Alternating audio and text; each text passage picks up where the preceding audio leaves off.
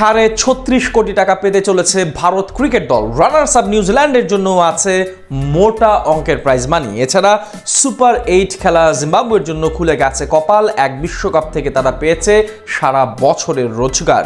প্রথমবার অংশ নিয়ে পকেট ভারী করে ফেলেছে ইতালি ক্রিকেট দল। সব মিলিয়ে 2026 টি-20 বিশ্বকাপ থেকে কোন দল কত টাকা আয় করেছে সেটাই জানবো রিপোর্টে। এবার বিশ্বকাপে রীতিমতো টাকার বস্তা খুলে বসেছিল ইন্টারন্যাশনাল ক্রিকেট কাউন্সিল। প্রতিটি দলের জন্য কারিগরি অর্থ প্রাইজ মানি রেখেছিল ক্রিকেটের সর্বোচ্চ নিয়ন্ত্রণ সংস্থা। প্রায় এক মাসের মহাযজ্ঞ শেষে রবিবার পর্দা নামে সেই ক্রিকেটের সবচেয়ে বড় মঞ্চের, যেখানে নিউজিল্যান্ডকে হারিয়ে টানা দ্বিতীয়বারের মতো নিজেদের ঝুলিতে বিশ্বকাপ ট্রফি তুলে ম্যান ইন ব্লুরা। আর এতেই মোটা অঙ্কের প্রাইজ মানি মিলছে তাদের। জানা যায় সূর্যা কুমারদের পকেটে ঢুকতে যাচ্ছে 2.34 মিলিয়ন মার্কিন ডলার, বাংলাদেশি মুদ্রায় যার পরিমাণ 36,49,00,000 টাকা।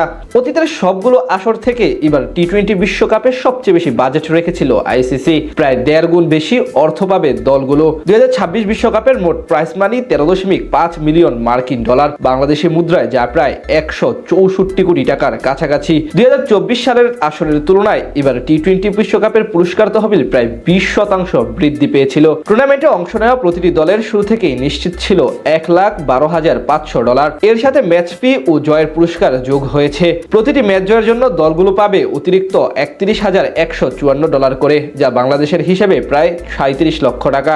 আসলে অংশ নেয় মোট 20টি দল।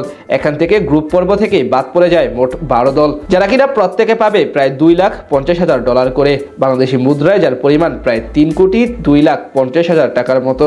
এছাড়া সুপার 8-এ যে 8 দল উঠেছে এবং সেখানে টুর্নামেন্ট শেষ করেছে তাদের জন্য বরাদ্দ প্রায় $3,80,000 করে, বাংলাদেশি টাকায় যা প্রায় $4,60,00,000 টাকা। এই তালিকায় নাম আছে জিম্বাবুয়েরও, অর্থাৎ আগামী বোর্ড পরিচালনার জন্য বেশ মোটা অঙ্কের অর্থ পেয়েছে তারা।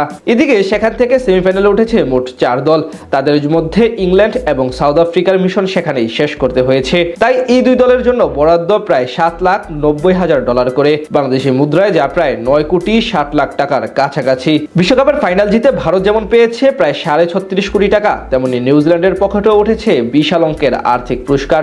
রানার্স আপ হওয়ার সুবাদে তারা পাবে প্রায় 1.6 মিলিয়ন মার্কিন ডলার, অর্থাৎ প্রায় $19,36,00,000 টাকার মতো, অর্থাৎ চ্যাম্পিয়ন দলের প্রায় অর্ধেক। টি-20 বিশ্বকাপের 10ম আসরে ফাইনালে নিউজিল্যান্ডকে হারিয়ে তৃতীয়বারের মতো চ্যাম্পিয়ন হয় ভারত। এর আগে 2007 ও 2024 সালে চ্যাম্পিয়ন হয়েছিল টিম ইন্ডিয়া। এদিন নরেন্দ্র মোদী স্টেডিয়ামে আগে ব্যাট করতে নেমে সঞ্জু স্যামসন, অভিষেক শর্মা এবং ঈশান কিষানের 50-তে রেকর্ড 255 রানের পাহাড় দাঁড় করায় সূর্যকুমার যাদবরা। জবাব দিতে নেমে শুরু থেকেই নিয়মিত বিরতিতে উইকেট হারাতে থাকে নিউজিল্যান্ড, যার সুবাদে বড় ব্যবধানে পরাজয় বরণ করে রানার্স আপ হয়ে সন্তুষ্ট থাকতে হয় কিউইদের।